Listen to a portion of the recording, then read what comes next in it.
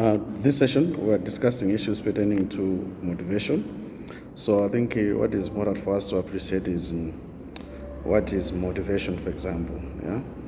So when you talk about motivation, what are we talking about? So motivation, I think, in a broader sense, this is what drives one to work for the organization. So you might find that it's the increase in morale for one to contribute positively to the success of the organization. Could be in a relationship. What is motivating someone to be in a relationship, for example? What is motivating someone to be in class, for example? What is motivating someone to be with someone? Yeah. So to work for a certain employer, for example. So these are the inner drives that, or even could be inner or external drives that will move someone to be able to work for someone or to be under someone. So these are, we mean, like the internal and the external drives, which makes one to make sure that he is working for a particular person. So different people, they're motivated by different things. That's what we need to appreciate, because by nature, human beings are different. So what you like might not be what another person may like, and what motivates someone might not be the same thing that is going to motivate another person.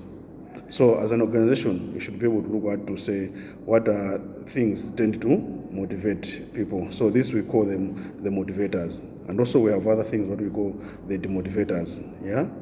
So I'll give an example. A salary increment could be a motivator, but it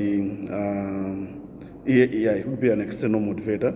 But a salary decrease, for example, a demotion could be a demotivator. This is an external demotivator.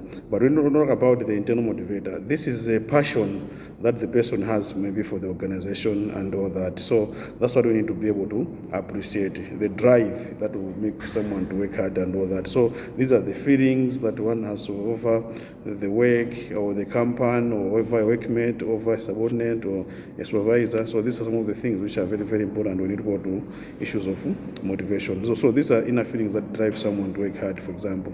And when you talk about the external motivators, for example, so we're talking about issues pertaining to the salary, for example,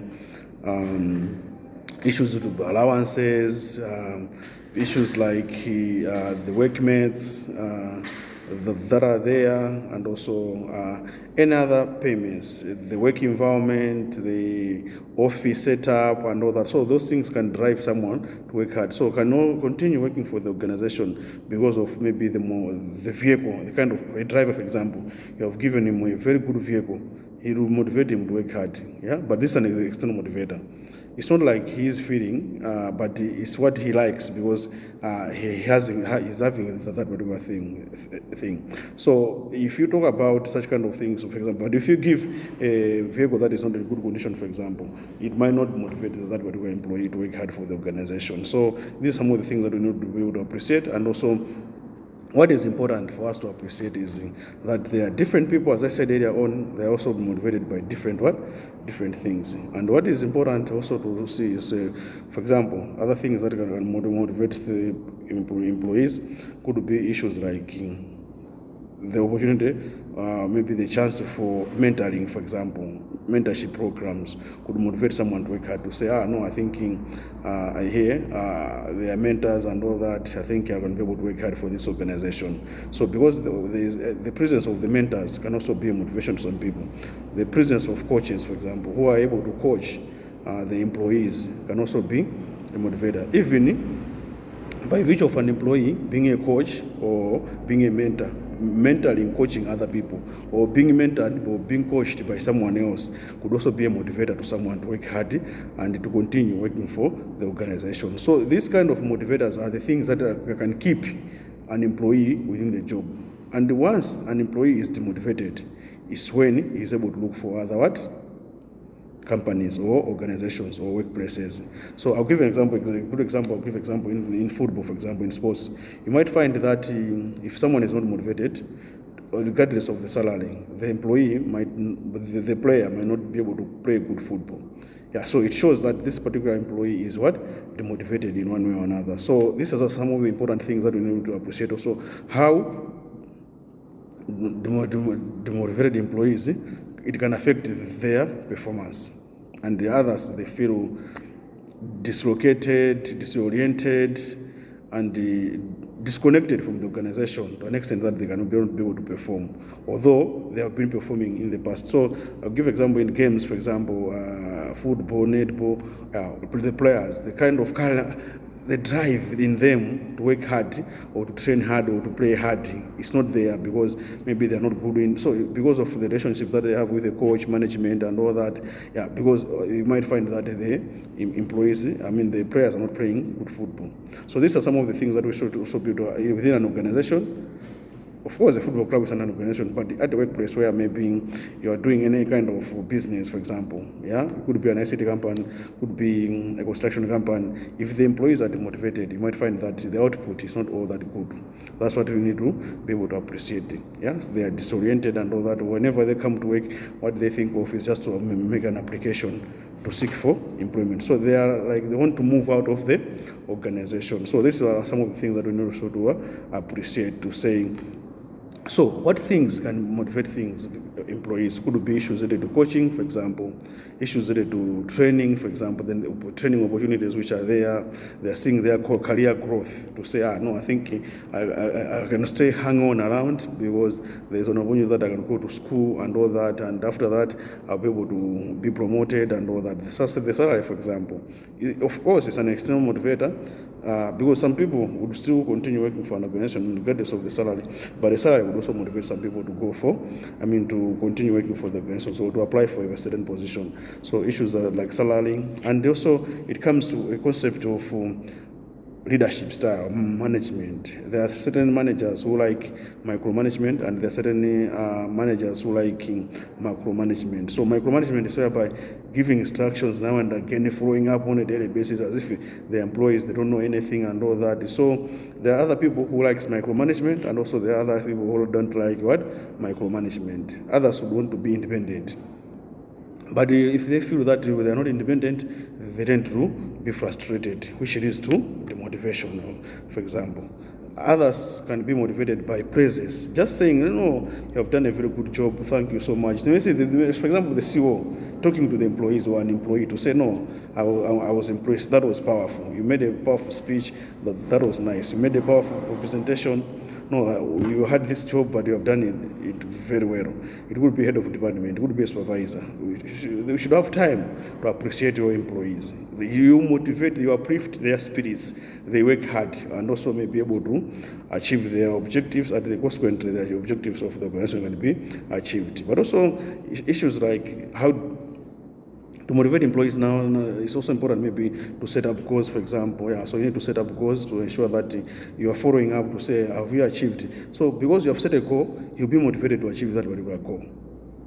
I was talking about in sports, for example, people would look at to say, okay, last year I scored this, but I have to score more than this, for example. So that's what is very, very important also, to set goals, and also having get-together. When you have get-together as employees, for example, you might find that it uplifts their riffs, and also, it uplifts their spirits, and they work hard and all that. They feel with sense of belongingness, and they don't feel as disoriented or they're not part of the organization. So there's some kind of social cohesion when you do this kind of get-togethers. The EL awards can motivate employees in most cases. You can be able to say, no, we have achieved this, sales have gone up like this.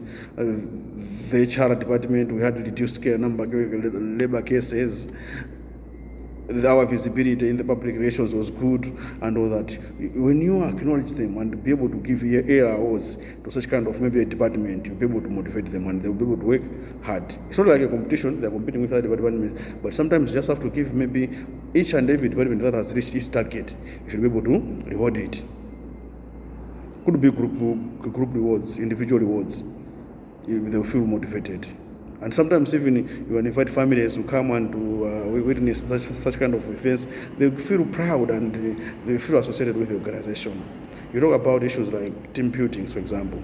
The team buildings can also motivate employees because they feel to say, no, we can also relax and be able to interact in a different way. We will play games together. No, but I can be able to reach to the CEO, talk to CEO like this. Yeah, because sometimes organizations, we have CEOs who people who cannot be able to meet and be able to reach out to them and all that. So that's what also is very having lunch together, for example, could also be one of the motivating things. Which and having 30th checks, for example, yeah, especially in the private sector.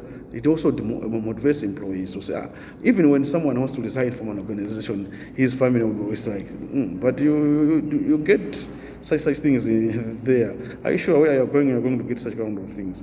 Even just remembering birthdays, for example, yeah, the birthday gifts, yeah, maybe it's a wedding for his or son and all that. It also motivates the employees. Yeah, even having vouchers and all that.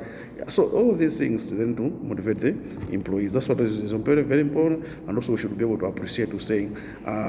We should identify within the organization what motivates and what demotivates employees. Sometimes we can run a motivation survey.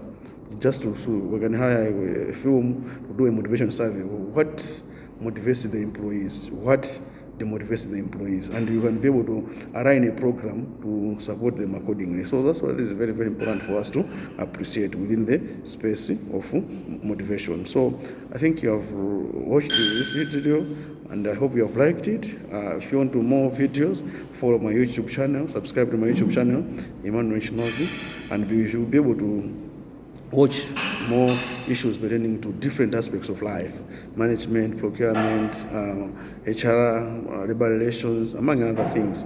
Issues, general things which are just there to motivate you so that you will be able to succeed in life. That's what is very, very, very important. Thank you so much.